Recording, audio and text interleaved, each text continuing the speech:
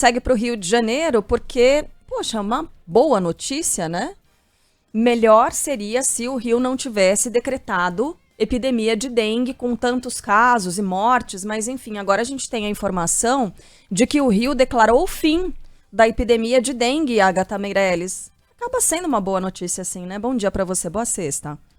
Oi, Carla, bom dia pra você. Sheila, excelente sexta pra todo mundo que acompanha a gente. No final, uma boa notícia, porque quer dizer que os casos estão diminuindo e muito, a ponto de a prefeitura conseguir desmobilizar tudo que tinha sido montado para atender as pessoas que estavam procurando demais as unidades hospitalares por causa da dengue. O que o secretário municipal de saúde, Daniel Sorans, conversou agora há pouco com a nossa equipe de reportagem, explicou, a gente tinha a expectativa de, no finalzinho de março, início de abril, chegarmos no pico. Só que a gente começou a ter muito antes o número de casos aumentando. E aí a prevenção feita e todo o trabalho feito pela prefeitura e pelo governo do estado, depois dos casos aumentarem muito, fez com que isso, quando a gente chegou agora, no final de março, a gente já está na curva descendo. Antes, por exemplo, meninas, e aí, para vocês terem uma noção, eu estou falando de cidade do Rio de Janeiro, eram registrados por dia 2.500 casos, atendimentos de pessoas procurando as unidades hospitalares. A gente já está abaixo de 500. E aí essa desmobilização já acaba sendo possível porque já desceu muito o número de casos. A preocupação agora é com a influenza.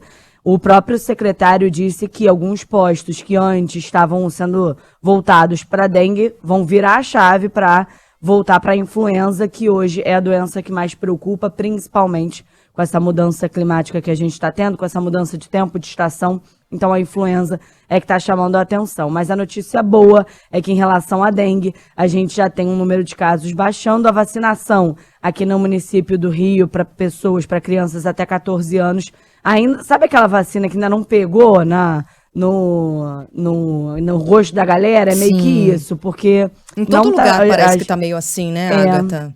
As mamães e os papais não estão levando as crianças para vacinar, e aí fica o nosso apelo, o nosso reforço também, pra gente falar que é necessário. Se o seu filho ainda não tomou, tem a vacina disponível, então leva, corre pro posto, porque no ano que vem a gente vai continuar falando, infelizmente, de casos de dengue. A doença não desapareceu e a vacinação é sim muito importante. Esse reforço. Gente, pensa o seguinte. Não, desculpa. E pensa o seguinte, né, gente? Essa vacina não chegou para todos os municípios e não chegou para todo mundo. Então aproveita se tem no seu município, entendeu? Leva a criança, adolescente para vacinar, porque não tem em todo lugar.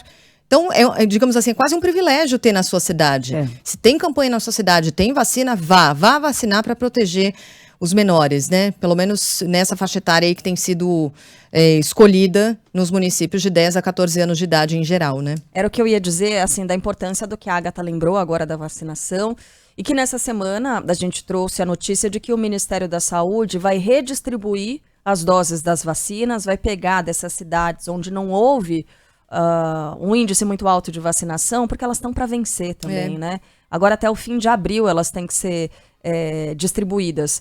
Então, o que o Ministério da Saúde decidiu fazer? Redistribuir para cidades que não receberam até então. Então, ao longo desta próxima semana, a gente deve ter novas informações de outras cidades que terão. Por exemplo, São Paulo. E aí eu digo São Paulo porque são muitos os ouvintes da capital paulista que escrevem questionando. São Paulo, a gente tem a informação de que, primeiro, o governo do estado vai fazer esse balanço, vai fazer a redistribuição dessas doses para as cidades. A cidade de São Paulo, a capital paulista, deve receber sim, mas segundo o prefeito, pelo menos deu informações iniciais de que a distribuição pode ser feita nas escolas, o que já ajuda, né? Assim, não faz com que os pais tenham que levar as crianças, os adolescentes até os postos de vacinação. Mas são só informações iniciais. Quando houver confirmação em qualquer cidade, em qualquer estado onde a Band News FM está presente, a gente vai trazer a informação oficial certinha, né? Sim. E Carla, Sheila, vocês falaram sobre essa busca ativa nas escolas aqui no Rio. Eles estão utilizando isso como medida para tentar não perder nenhuma dose de vacina. Tem 40 mil disponíveis ainda. E aí eles estão fazendo essa busca ativa dentro das escolas, chamando papai e mamãe por por papai e mamãe falando, olha, seu filho precisa vacinar. Então, a gente vai trazer nessa escola aqui para o seu filho vacinar. E aí isso facilita, acaba aumentando o número de pessoas que tomaram, de fato, a dose. Isso foi feito também na época da Covid-19, né, em vários lugares. Perfeito.